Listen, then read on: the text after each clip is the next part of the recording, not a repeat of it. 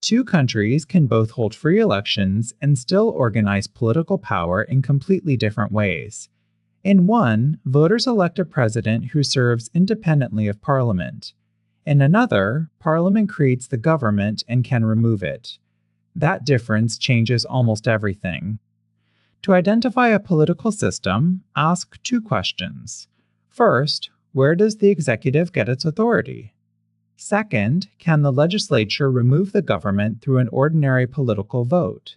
Those answers separate presidential and parliamentary government more clearly than the title of any leader. In a presidential system, the president is both head of state and chief executive. The president and legislature are elected separately, even when elections happen on the same day. Each institution therefore claims its own democratic mandate from the voters. The defining feature is separate survival. A legislature normally cannot dismiss a president merely because it dislikes the president's policies. A president normally cannot dissolve the legislature simply to obtain a more favorable election. Both remain in office for constitutionally defined terms. Fixed terms provide predictability. An unpopular president can often remain until the next scheduled election, while legislators keep their own seats. This stability can protect institutions from sudden political shifts, but it can also prolong a conflict that neither branch can resolve. Presidents usually select cabinet secretaries or ministers to manage executive departments. Legislatures may confirm appointments and oversee officials, but the cabinet does not normally need continuing majority confidence in the chamber. Its political survival is tied mainly to the president. Separation does not mean isolation. Legislatures pass laws and budgets. Presidents may approve or veto legislation.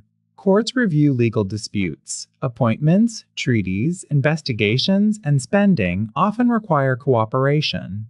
The design deliberately makes some decisions difficult. If the president and legislative majority belong to opposing parties, each can block the other. Supporters call this a safeguard against concentrated power. Critics call it gridlock. Both descriptions can be true. The same brake that stops abuse can also stop necessary action.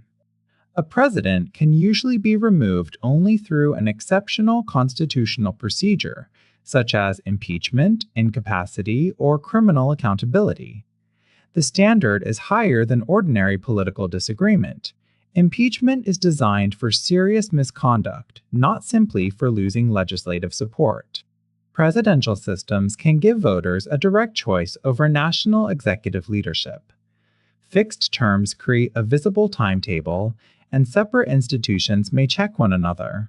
Responsibility can appear clear because one nationally recognized official leads the executive branch. The risks come from the same structure. President and legislature can both claim to represent the people.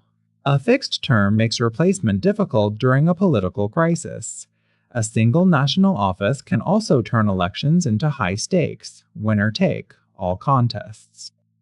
In a parliamentary system, voters elect parliament. A prime minister then leads the government because they can command support from a parliamentary majority. The executive is not institutionally separate from the legislature, it emerges from it. Parliamentary countries often divide two jobs. A monarch or ceremonial president serves as head of state, representing continuity and national institutions. The prime minister serves as head of government, directing policy and the cabinet. The exact powers vary by constitution. Voters rarely elect a prime minister through a separate national ballot. They elect legislators and parties.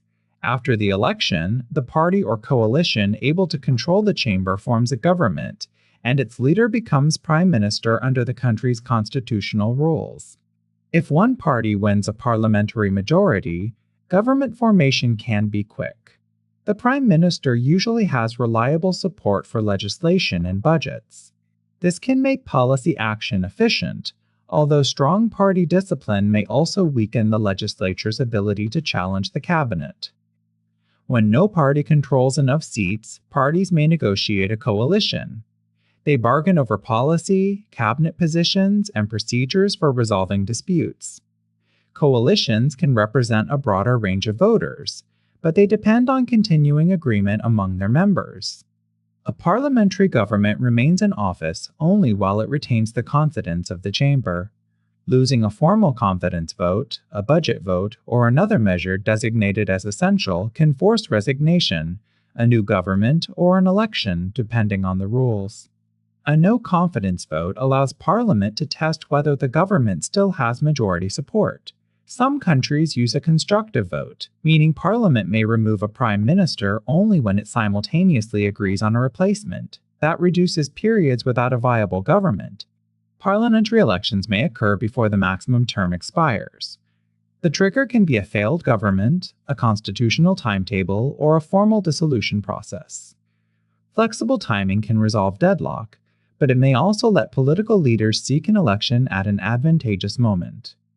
Because the cabinet depends on Parliament, executive and legislative action are usually coordinated. A government with stable support can pass its program efficiently. If leadership fails, the system may replace the prime minister without waiting for a fixed presidential term to end.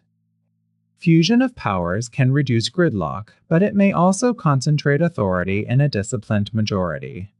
Coalition negotiations can give small parties leverage, unstable alliances can collapse, and voters may feel that the final government was chosen through bargaining after Election Day. Semi-presidential systems combine a directly elected president with a prime minister and cabinet responsible to Parliament. The balance varies greatly. In some countries, the president dominates. In others, the prime minister controls most domestic policy, while the president has narrower powers.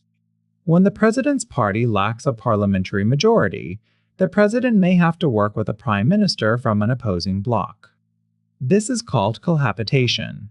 Authority then depends on constitutional text, political practice, and control over areas such as foreign and domestic policy.